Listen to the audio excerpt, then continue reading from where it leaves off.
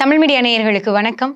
இன்று நம்முடைய சிறப்பு நேர்காணலில் நம்முடன் இணைத்திருக்கக்கூடிய சிறப்பு விருந்தினர் முனைவர் மஞ்சுளா மேம் அவர்கள். வணக்கம். தற்போது இந்த லோக்சபா எலெக்ஷன் ரொம்ப பரபரப்பாக பேசப்பட்டுட்டு வருது மேம். ஊடகங்களில் கூட இன்னைக்கு ஹைலைட் டாப்பிக்கே நம்ம இந்தியாவில் நடக்கக்கூடிய இந்த எலெக்ஷன் தான். இந்த நிலையில் ராகுல் காந்தி அவர்கள் பார்த்திங்கன்னா இந்த ரெபரேலி தொகுதிகளில் போட்டியிடுறது தான் இன்னைக்கு ரொம்ப முக்கியமாக பார்க்கப்பட்டுட்டு வருது. அமேதி தொகுதிகளில் தான் அவர் 2019 ஆண்டுகளில் போட்டிட்டு இருக்காரு. இதற்கு முன்னாடி அங்கே தான் போட்டிட்டு இருந்தாங்க. அந்த ரெபரேலி தொகுதிங்கிறது இந்த காந்தி குடும்பத்துக்கே ரொம்ப முக்கியமான தொகுதியாக இருந்தாலும் கூட திடீர்னு ஏன் இவர் அமேதி தொகுதியில் போட்டியிடாமல் ரெபரேலியில் போட்டியிருக்காருங்க மேம்? ஒரு மாற்றம் அப்படின்றத எடுத்துக்கலாம். அது ஏன் குறிப்பாக அவர் நிற்கக்கூடிய இடத்த மறுபடியும் பேசிக்கிட்டே இருக்கிறாங்க அப்படின்றது எனக்கு புரியல.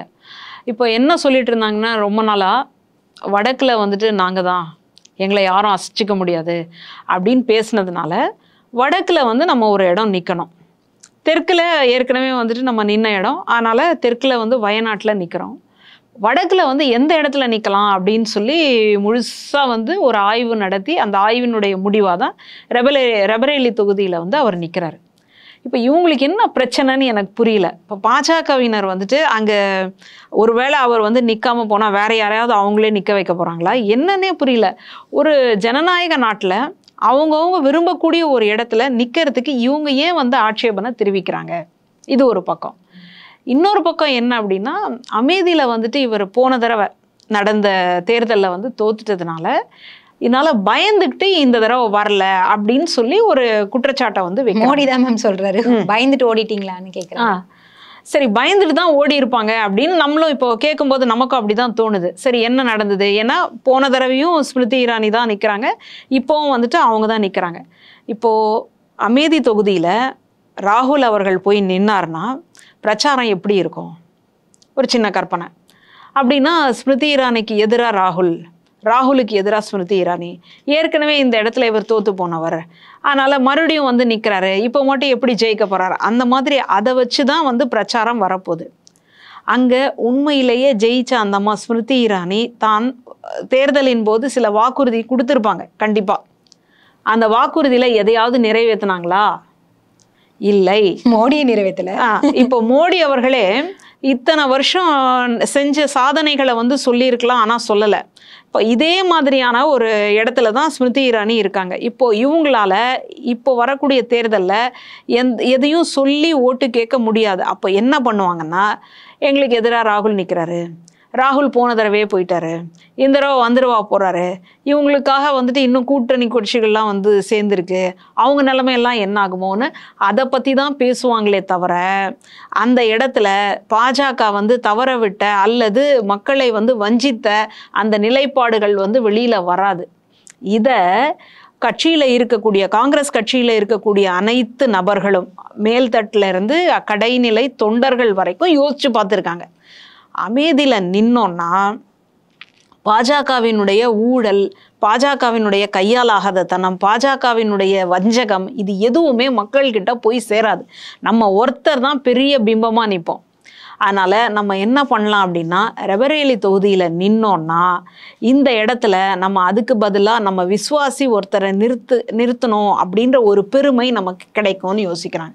அதனால என்ன பண்ணுறாங்கன்னா, ரொம்ப வருஷமாக தங்களுடைய குடும்பத்தோட ரொம்ப நெருக்கமாக இருக்கக்கூடிய சில பேர்லாம் சொல்லுவாங்க பாருங்க, நான் என்னுடைய தோலை உங்களுக்கு செருப்பாக தச்சு தரேன்னு.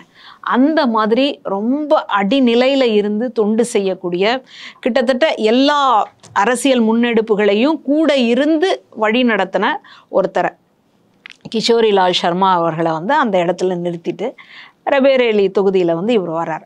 சரி, ரெபரேலி தொகுதிக்கு பதிலாக வேற எங்கேயாவது போயிருக்கலாமோ அப்படின்னு நமக்கு தோணுது. மறுபடியும் அதை நம்ம ஒரு ஆய்வுக்கு உட்படுத்தினா இதுக்கு இந்திரா காந்தி அம்மையாருடைய நிலைப்பாடு நமக்கு தெரியுது. அவங்க எமர்ஜென்சின்னு ஒன்று கொண்டு வராங்க, அவசர சட்டம். அந்த அவசர சட்டம் கொண்டு வந்ததுக்கு அப்புறமா ஒரு தேர்தல் வரும் பொழுது இதே தொகுதியில் அவங்க தோற்று போனாங்க. அப்போ எப்படி இதை மறுபடியும் நம்ம கட்டமைக்கிறது அப்படின்னு யோசிக்கும்பொழுது அடுத்த தேர்தலையே மறுபடியும் ஜெயிச்சிடறாங்க. அப்போ அந்த தேர்தலில் என்ன பண்ணுறாங்கன்னா, ரெபரேலியிலையும் நிற்கிறாங்க, அதே மாதிரி தெற்கில் இருக்கக்கூடிய தெலுங்கானா பகுதியில் இருக்கக்கூடிய ஒரு தொகுதியிலையும் நிற்கிறாங்க. இதே உத்தியை, இந்த ஸ்ட்ராட்டஜியை அப்படியே பேரனும் பின்பற்றுறார். ஆனால் நம்ம என்ன பண்ணுவோம், கேரளாவில் வயநாடில் நின்றுடுவோம். அடுத்துதான் நம்ம வந்துட்டு பிரதமராக போகணும் அப்படின்னு சொன்னால், ஏற்கனவே பிரதமராக இருந்த நம்முடைய பாட்டியினுடைய முறையை நம்ம கையில் எடுத்தா என்ன அப்படின்னு அவர் மட்டும் யோசிக்கல. அவர் மட்டும் யோசிச்சார் அப்படின்னு சொன்னால் வேற, அந்த கட்சியில் இருக்கக்கூடிய எல்லாரும் யோசிச்சு, ஏன்னா அந்த வேட்பாளரை வந்துட்டு சட்டுன்னு கொண்டு வந்து நிறுத்தலை. ரொம்ப நாள் யோசிச்சு இன்னைக்கு தான் லாஸ்ட் டேட்டு, இதுக்கு மேலே போயிடுச்சு அப்படின்னா வேட்பாளரை அறிவிக்க முடியாது அப்படின்ற ஒரு சூழலில் தான் கொண்டு வந்து ராகுல் காந்தியை நிறுத்துகிறாங்க. அதனால் இதுக்கு பின்னாடி ஒரு வரலாறு இருக்குது. அதே மாதிரி அந்த மக்களினுடைய ஆதரவு இருக்குது. அதே மாதிரி பாஜகவை வீழ்த்தக்கூடிய அனைத்து சக்தியும் இருக்குது.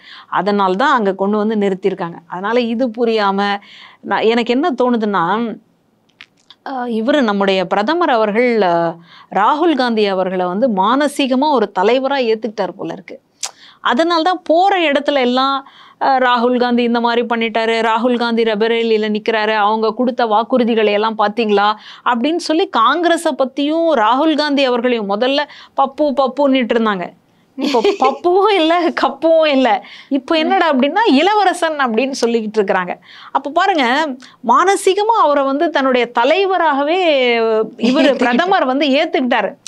அதை வெளியில சொல்ல முடியாம தான் குழந்தைங்க வந்துட்டு பசின்னு தெரியாது, அதுக்கு அழுவும், எதையாவது அப்படியே சினுங்கும், இதை பண்ணும், ஓடியாரும், ஆனால் பசின்னு சொல்ல தெரியாது. அப்போ தாய் தான் அதை புரிஞ்சுக்கிட்டு சரியாக பால் கொடுப்பாங்க பாருங்க. அந்த மாதிரி பிரதமர் அவர்கள் வந்துட்டு கிட்டத்தட்ட அந்த இடத்துக்கு வந்துட்டார். அவருக்கு ராகுல் காந்தி அப்படின்றது ரொம்ப பெரிய ஒரு தலைவராக, ஒரு மீட்பராக தெரிகிறார். அதனால் அவர் தனக்குள்ளே எடுத்துக்கிட்டார். அதை வெளியில் சொன்னால் எங்கே நம்மளை ஏற்றுப்பாங்களோ ஏற்றுக்க மாட்டாங்களோ அப்படின்னால அதை மறைமுகமாக இதில் நம்ம தமிழில் வந்துட்டு வஞ்ச புகழ்ச்சி அணின்னு ஒன்று இருக்கும்.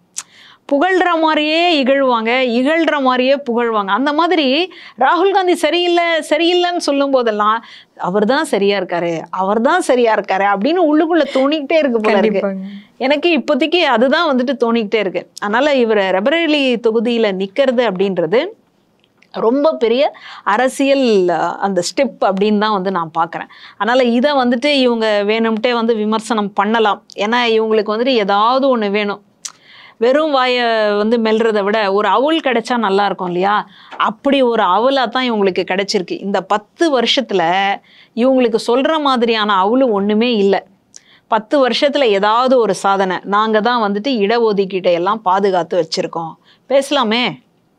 ஏன்னா காங்கிரஸ் வந்துடுச்சுன்னா ஓபிசியுடையதெல்லாம், அதாவது பட்டியல் இனத்தினுடைய இடஒதுக்கீட்டை எல்லாம் பிடுங்கிட்டு வந்து ஓபிசி கிட்ட கொடுத்துட போகிறாங்க, பெண்களினுடைய தாலியெல்லாம் கொண்டு போய் இஸ்லாமியர்கள்கிட்ட கொடுத்துட போகிறாங்க அப்படின்னு சொல்கிறாங்க இல்லையா? அப்போ இவங்க சொல்லலாம்ல, இடஒதுக்கீட்டுக்கான காவலன் யார் தெரியுமா, நாங்கள் தான் அப்படின்னு பேசலாமே அப்படின்னு சொன்னால் அதையும் பேச முடியல. என்ன காரணம்னா, நம்ம புள்ளி விவரத்தை எடுத்து பார்க்குறோம். முதல்ல பிள்ளைங்களுக்கு படிப்பு, பட்டியல் இனத்தை சார்ந்தவர்கள் அல்லது ஓபிசின்னு சொல்லக்கூடிய அவர்களுக்கான படிக்கிறதுக்காக பிள்ளைங்க வராங்க. வந்தால் படிக்கிற இடத்துல என்ன நடக்குது? மத்திய பல்கலைக்கழகத்திலெல்லாம் இந்த பட்டியல் இனத்தை சார்ந்த மாணவர்கள் வராங்க. படிப்பை முடிச்சுட்டு போகிறாங்களான்னா இல்லை, அவங்க வாழ்க்கையை முடிச்சுட்டு போகிறாங்க. அப்படின்னா பட்டியல் இனத்தவர்கள் வந்து அங்கே வாழ முடியாத ஒரு சூழல், அந்த மாணவர்களால் அங்கே வந்து படிக்க முடியாத ஒரு சூழல் வந்து ஏற்பட்டிருக்கு. இதை என்னைக்காவது பிரதமர் பேசியிருக்காரா? அத்தனை சாவு நடக்குது இல்லையா, அதுக்கு என்ன காரணம் அப்படின்னு பேசியிருக்காரா? இவர் வர்றதுக்கு முன்னாடி இந்த அளவுக்கு தலித்துகளுக்கு அல்லது சிறுபான்மை அந்த ஒடுக்கப்பட்ட மக்களுக்கான அநீதி அப்படின்றது இந்த அளவுக்கு இல்லை. இவர் வந்ததுக்கு அப்புறமா தான் இது ரொம்ப அதிகமாக வருது. அப்போது படிக்கிற இடத்துலையே நீங்கள் அவங்கள வந்துட்டு கொன்று அனுப்புறீங்க. சரி ஒழியிட்டோம், வேற எங்கேயோ போய் படித்து முடிச்சுட்டு வராங்க.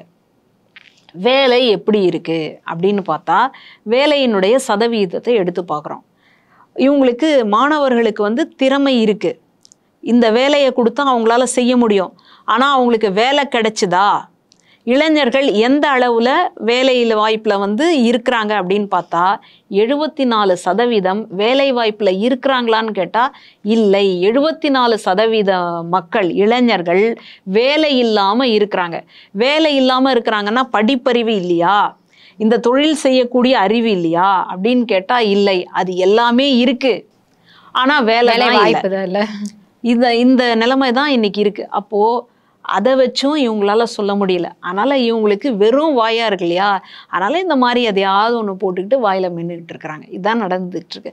அதனால் நிச்சயமாக ஜூன் 4 ஒரு பெரிய மாற்றம் வந்து ஏற்பட போகுது. நிச்சயமா மேம். இன்னைக்கு தமிழ் மீடியா நேயர்களுக்காக உங்களோட பலதரப்பட்ட கருத்துக்களை எங்களோட நீங்கள் பகிர்ந்துக்கிட்டீங்க. உங்களோட இந்த கருத்துக்கும் நேரத்திற்கும் நன்றி.